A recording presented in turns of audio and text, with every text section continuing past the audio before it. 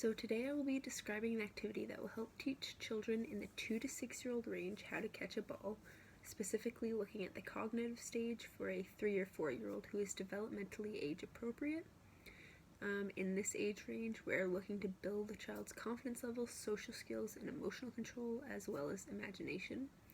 We're also trying to get and build the building blocks of their physical literacy, such as their ABCs, agility, balance, coordination, and speed. We must be cautious and pay attention to how we are improving and building this skill for their long term. We can see this in the long-term athlete development program, which is key to getting kids active and fit for life. There are obviously some factors that may impact the learner's growth and development, like their overall physical literacy.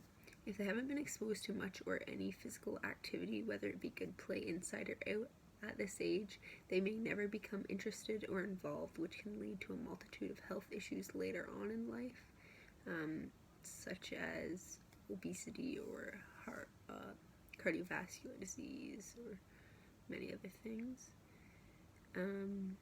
Even as a teenager, involvement in physical activity has shown to help with education in terms of focus or awareness, interest, which can help increase your overall grades and performance in school. Teaching physical literacy at this age right now will be a boost for their entire life, whether they choose to follow the high performance path or just stay in it and stay interested and active for fun. Both are great, but everything that comes with those is formed at these young ages and the early stages of the LTAD. We need our learners to still see this activity as fun so that they stay interested for life. Focusing on the cognitive stage as they're just building their stepping stones and are still so young, we don't need to be pushing them to be able to perfect the catch, to just get the basics down so they can start understanding and knowing ways to do the movement of catching, just being able to do it some of the time. So this activity is very basic and can be quite fun for our learner, and even you, I suppose, and can be modified quite easily if need be. You and your learner will stand approximately 1 meter apart. You can be closer or farther depending on success rates or needs or whatever. You'll need a small ball, probably one that doesn't bounce too much, as there are bound to be many mistakes and dropped balls. A beanbag would work as well. Even a ball that has holes in it may be good for a young person so that they can help get a good grip when they catch the ball. Their fingers get caught in it, and while it's not specifically a great catch, it's still better than nothing. It's especially good if their fine motor skills are poor or their hand-eye coordination is poor, which it is at that age. They can catch it and it will get caught in their fingers and they can get a good grip. You're going to instruct your learner to put their hands out close together with their fingers cupped, not tensed, to help cushion the ball, and give them a few underhanded lob tosses to get a feel for how they are understanding the movement and your explanations. And as they're getting it or not getting it, you can give them a mental picture, basically. Throw it up to yourself and do a catch the way you want them to do it. Not necessarily how you would do it, but how to a good form for them to start learning. If they're still struggling after more tosses, instruct them to help use their arms and chest as a way to help cradle and cushion to catch the ball better, just to snatch it in. Remember to keep an eye on their hand positioning, as children often have the tendency to overlap their hands and keep them really close.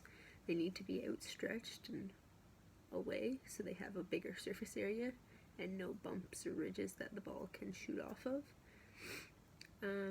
Continue giving them tosses and giving pointers on how the motion should look and little tips on how they could have caught the ball, because a lot of the time it looks good, you think they're going to do it, and it might just bounce off or they can't quite do it. So just keeping little pointers that keep them confident. And remember to celebrate the little victories. All the catches they make good or bad. Keep their confidence and interest levels high. Keep it fun, keep it light. It doesn't need to be harsh. And keep giving tosses basically until they're done for the time being. But continue to practice, and they'll eventually move into the next stage of motor learning or just improve their skills as much as they can for this age. The activity can be tailored to meet the needs of all ages and developmental needs and stages. For example, an 11 to 14-year-old can be taught how to successfully catch a ball with one hand at a faster pace, or even their non-dominant hand. That again comes from continuous practice and proper pacing to develop the skill, and keeping them confident if they still are unsure. In this activity for that age, you might focus more on the success rate and then the performance of the skill than you would be, because at this point they're into the next stages of motor learning, where that becomes important. They have the skill, now they need to improve it, find new ways to get better. Or if you wanted to teach somebody younger or somebody with a cognitive delay, you could change it to rolling a ball towards them and working on teaching them how to stop it and probably return it as well. Just keeping it slight, simple, and possibly working up to a full catch from a light toss, like we were talking about in this main activity, depending on their stage.